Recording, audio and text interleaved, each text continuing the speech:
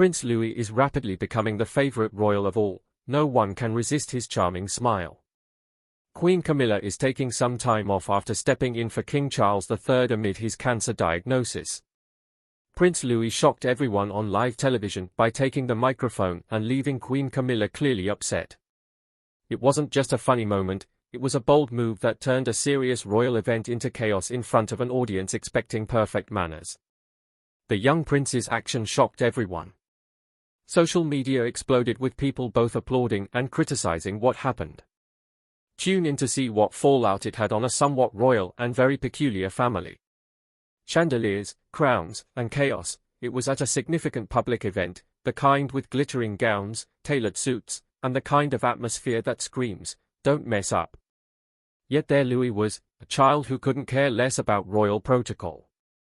The 6-year-old decided the microphone was his to claim, and boy, did he take command. With a mix of innocent boldness and sheer comedic timing, Louis became the star no one expected, overshadowing even his grandmother, Queen Camilla, in a moment that left everyone, royals and commoners alike, gaping. Little did they know, the most shocking part of the evening was yet to come. The setting was as grand as you'd imagine, golden chandeliers hung from towering ceilings, casting a soft glow over a sea of polished faces. Rows of impeccably dressed attendees sat in silence, their attention riveted on the grand proceedings. But it was young Louis who breathed life into the otherwise stuffy affair. His impromptu grab for the microphone was not just a child's whimsy, it was a moment that seemed to strip away the layers of tradition and protocol, leaving behind something raw and, yes, a bit chaotic. What made this moment even more memorable was the sheer shock it brought to the meticulously choreographed event. The royal family, masters of keeping their cool, couldn't hide their reaction. A collective ripple of disbelief and laughter spread through the room. Camilla, known for her poise, appeared momentarily flustered, and who could blame her? Having a 6-year-old steal your thunder isn't exactly in the royal playbook. As the cameras captured the scene, social media erupted. Memes of Louis's bold microphone grab flooded the internet. Some praised his audacity, calling him a breath of fresh air in an otherwise rigid institution.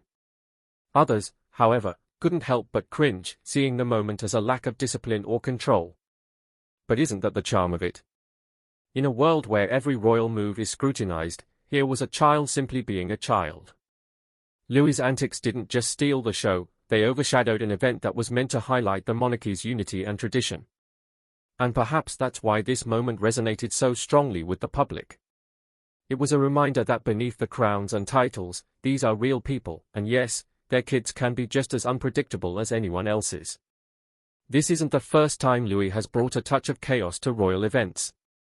His history of cheeky behavior during significant occasions is well documented. Who can forget his dramatic expressions during the Trooping the Color parade or the time he couldn't resist pulling faces at his siblings during a public appearance? Each of these moments has cemented his reputation as the family's wild card, the one who isn't afraid to break from the script. But while these antics make for entertaining headlines, they also raise questions about the evolving role of the monarchy in modern times. Louis, with his unfiltered behavior, symbolizes a departure from the stiff upper lip that has long defined the royal family. His moments of spontaneity serve as a reminder that perhaps the monarchy doesn't need to be as formal as it once was.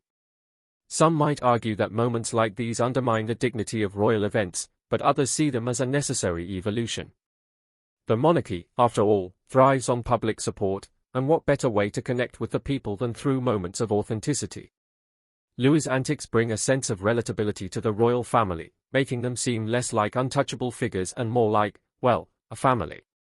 The question now is how the palace will handle Louis's growing penchant for stealing the show. Will they try to rein him in, or will they embrace his natural charisma? Either way, it's clear that Prince Louis is carving out a unique place for himself in the royal narrative, one cheeky microphone grab at a time. The fascination with Prince Louis and his antics is not just fleeting amusement, it's part of a larger conversation about what it means to be a modern royal. Historically, the monarchy has thrived on a delicate balance of tradition and adaptation. Prince Louis, in his own innocent way, embodies this balance. His ability to disrupt formal events with playful behavior might seem trivial on the surface, but it holds a mirror to a family navigating its place in a changing world. Consider the setting of this most recent event, a grand and opulent affair meant to showcase unity and grace. The golden-lit halls, the rows of dignitaries, the carefully curated program, all designed to convey the timeless elegance of the royal family. Yet, in one swift moment, Louis turned that script upside down. His boldness, his lack of concern for protocol, became a symbol of something far more profound, the human side of royalty. Louis's charm lies in his unpredictability. While his older siblings, Prince George and Princess Charlotte, have already shown a knack for adhering to royal decorum, Louis seems to delight in breaking the mold at events like Trooping the Colour. George and Charlotte are often seen sitting politely, their faces composed, their gestures measured. Then there is Louis, waving widely at the crowd, pulling faces, and even gesturing to the planes overhead as though they are there solely for his amusement. His behavior might seem irreverent, but it's also endearing. It reminds the public that even in the world of tiaras and titles, there is room for spontaneity. Louis is not burdened by the weight of the crown in the same way his brother George is, and perhaps that's why his antics resonate so deeply. He is a glimpse of childhood innocence in a world often criticized for its rigidity. The public's response to Louis's behavior is telling. While some might cluck their tongues and lament the loss of decorum, many see him as a refreshing departure from the norm. Social media, always quick to amplify moments like these, has turned him into a viral sensation. Memes and videos of Louis's antics spread like wildfire, drawing comments that range from amused to adoring. What does this say about the royal family's place in contemporary culture?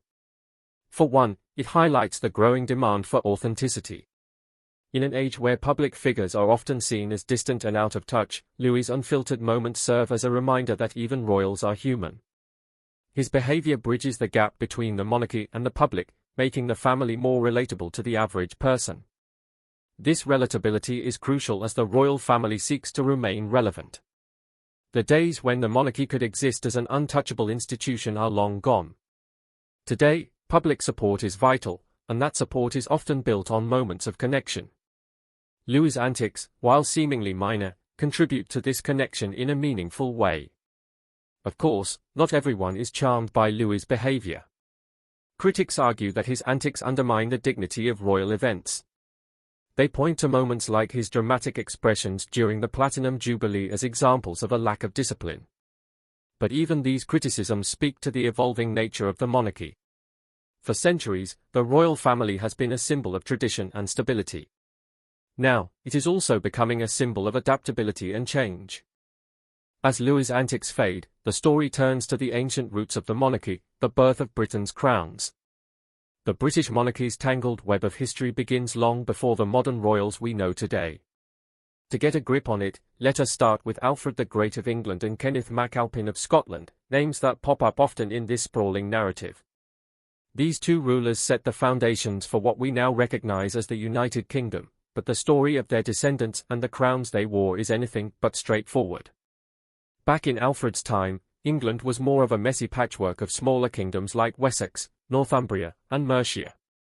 These regions were carved out by Anglo-Saxon settlers after the fall of the Western Roman Empire. Alfred, originally the ruler of Wessex, found himself in a tough spot as Viking invaders made their way onto English soil. Faced with this existential threat, he pulled off a unification act, bringing together these Anglo-Saxon territories under one banner. By the time his grandson, Aethelstan, ruled, this kingdom had a name, England. Meanwhile, north of the border, Scotland was having its own mix-and-match moment. What we call Scotland today was once a scattering of kingdoms like the Picts and Dalriata. Kenneth MacAlpin is credited with conquering the Picts and merging these lands, starting the process of unifying Scotland. By the time his grandson, Constantine II, ruled, this new kingdom, called Alba, was beginning to resemble modern Scotland. In its early years, the Scottish throne bounced between family branches until a man named Duncan from the House of Dunkeld finally solidified his claim around 1034. Even then, his reign was not without drama, as evidenced by Macbeth's famous takeover, a story later twisted into Shakespearean legend.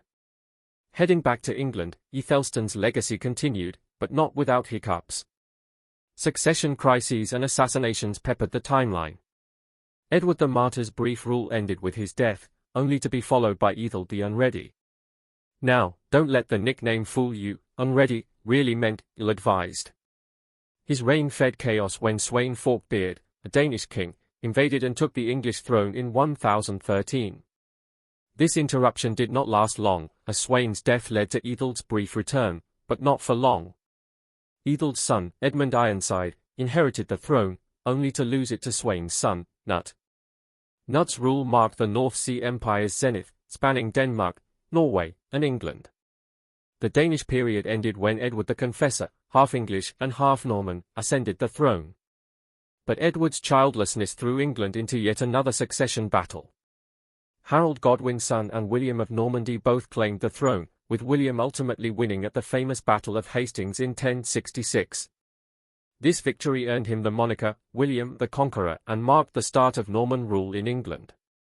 William's descendants, including Henry I, faced their own share of turmoil, including the White Ship disaster, which killed Henry's heir and led to a contested succession between Matilda and Stephen, a period aptly named the Anarchy. From the chaos emerged the Plantagenet dynasty in 1154, beginning with Henry II.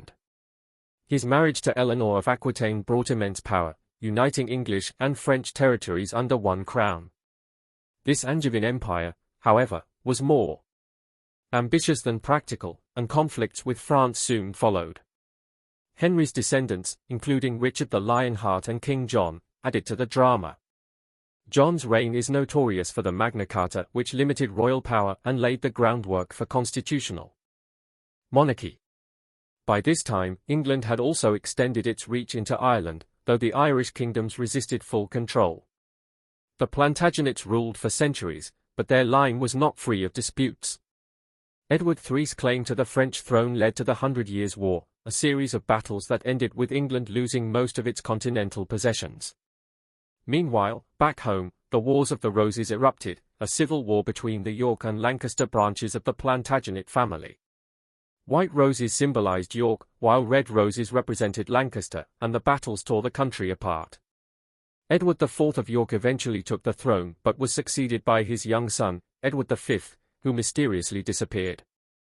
His uncle, Richard III, took the crown but was defeated by Henry Tudor at the Battle of Bosworth in 1485.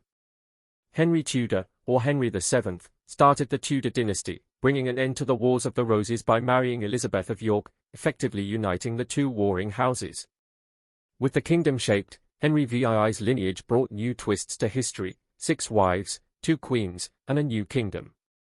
When Henry grabbed the crown as Henry VIII, he married the sister of those infamous princes in the Tower. The result? Their son, Henry VIII, became a mix of the Yorkist and Lancastrian bloodlines, Yorkist from his mother, Lancastrian from his father. But hold on, there is a spicy theory floating around that Elizabeth of York, and by extension her kids, were illegitimate. This wild claim even links to some guy in Australia who supposedly should have been king instead. Imagine that. Speaking of Henry VIII, he is easily one of England's most talked about rulers. He slapped on the title, King of Ireland, but let's be honest, he is mainly remembered for juggling 6 wives. His first wife, Catherine of Aragon, was once married to his late brother, Arthur. She was a Spanish princess, daughter of the famed Ferdinand and Isabella. Despite giving Henry a daughter, Mary, there was no male heir, so Henry wanted out of the marriage. His solution? Break up with the Pope and the Catholic Church entirely. Yes, that is how the Church of England got started. Next up, Anne Boleyn, she gave him Elizabeth but lost her head, literally, a few years later over accusations of treason and infidelity. Jane Seymour followed, finally delivering the longed-for son, Edward, but she did not survive childbirth. Then came Anne of Cleves, who did not stick around long because Henry annulled that one too. Catherine Howard, wife number 5, ended up executed like Anne Boleyn. Finally, Catherine Parr swooped in as wife number 6 and managed to outlive him. Talk about drama. After Henry VIII's death, things got even messier. His precious son, Edward VI, became king but died at only 15. Edward had tried to name his cousin, Lady Jane Grey, as his successor, but her reign barely lasted over a week before she was ousted by Mary I, Henry's eldest daughter. Mary married her cousin Philip, the future King of Spain, which briefly united the two crowns. However, she died childless, leaving her sister, Elizabeth, to rule. Elizabeth I's reign ushered in the famous Elizabethan age, where Shakespeare thrived and England sparkled in the arts and literature. Yet, up in Scotland, things were not exactly dull. The Scottish throne went to the House of Stuart after David II's death. Several kings named James ruled until James V's daughter, Mary, Queen of Scots, became a major player. Meanwhile, England got its first female rulers, Mary I, also known as Bloody Mary, and Elizabeth I. Mary of Scotland clashed with Elizabeth of England, until Elizabeth had her executed. Mary's son, James VI of Scotland, eventually inherited Elizabeth's throne, uniting the two kingdoms. Elizabeth I famously remained single, earning the nickname, the Virgin Queen. With no children, the crown passed to James VI of Scotland, who became James I of England. Though Henry VIII had tried to steer the succession through his sister Mary's descendants, James's claim came through his other sister, Margaret, and nobody seemed to care much about Henry's wishes by then. This marked the start of the Stuart dynasty in both England and Scotland. James's son, Charles I, was not exactly a crowd favourite. He believed kings could do whatever they wanted, which did not sit well with Parliament. This conflict turned into a full-blown civil war, ending with Charles's execution. For about a decade, Britain became a republic under Oliver Cromwell. But after Cromwell's death, the monarchy returned with Charles II, followed by his brother, James II. James II's Catholicism became a huge issue, especially when he had a son who was likely to stay Catholic. Protestant nobles invited his daughter Mary and her husband, William of Orange, to take the throne instead. Known as the Glorious Revolution, this move sent James fleeing to France while Mary and William ruled jointly. Their childless reign shifted the crown to Mary's sister, Anne. Anne's story brought even more chaos. She had a son, but he died young, prompting England and Scotland to officially merge as Great Britain. Catholics were barred from inheriting the throne, and a distant Protestant relative, Sophia of the Palatinate, was chosen as Anne's successor. However, Sophia died before Anne, so the crown went to Sophia's son, George I. The first monarch of the House of Hanover was not the most beloved due to his German roots and shaky English. Jacobites, supporters of James II's descendants, tried to restore a Stuart to the throne but failed. George II succeeded him and faced similar challenges. Then came George III, who lost the American colonies and was nicknamed Mad King George for his mental health struggles. During his reign, Great Britain formally united with Ireland, creating the United Kingdom.